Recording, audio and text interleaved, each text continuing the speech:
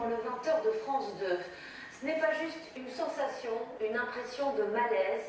Le nombre d'actes antisémites a bondi l'an dernier de 74% selon le ministère de l'Intérieur. Un chiffre qui a provoqué l'effroi et la colère de la classe politique aujourd'hui.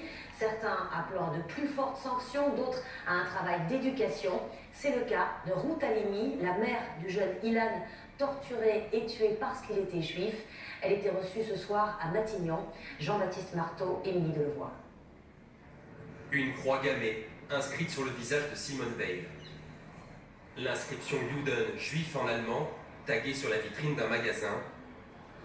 Ou encore la destruction de l'arbre planté en mémoire d'Ilan Halimi, ce garçon de 24 ans torturé à mort parce que juif. Une hausse de 74% des actes antisémites l'année dernière. Ce soir, Édouard Philippe appelle à un sursaut républicain. Le boxeur que je suis sait dire quand il a pris un coup et quand il a pris un coup qui marque. Et mesdames et messieurs, nous prenons des coups. Nous prenons des coups quand on vomit sur la mémoire d'Ilan Halimi. Nous prenons des coups quand sont tracées des croix gammées sur le visage de Simone Veil.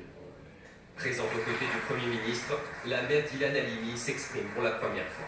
J'espère que des décisions adéquates vont être prises pour endiguer ce mal qui est constant et qui est éternel, on dirait. Mais je pense qu'on a des moyens d'arrêter cette horreur. Plus tôt dans l'après-midi, la colère dominait sur tous les bancs de l'Assemblée nationale. Ces actes sont répugnants, Madame la députée. Mais certains députés veulent aller plus loin que la simple condamnation. Je pense qu'il faut aller au-delà de l'indignation et maintenant avoir des condamnations qui ne soient pas que morales. On doit alourdir les sanctions, les peines. Il faut être beaucoup plus sévère sur tout ce qui existe sur les réseaux sociaux. Et là, je crois que les opérateurs doivent vraiment se retrousser les manches. Ce soir, le gouvernement promet une meilleure formation des policiers et magistrats à la lutte contre l'antisémitisme. Par ailleurs, 5 églises ont été profanées au cours de la semaine passée dans les Yvelines et dans le Tarn.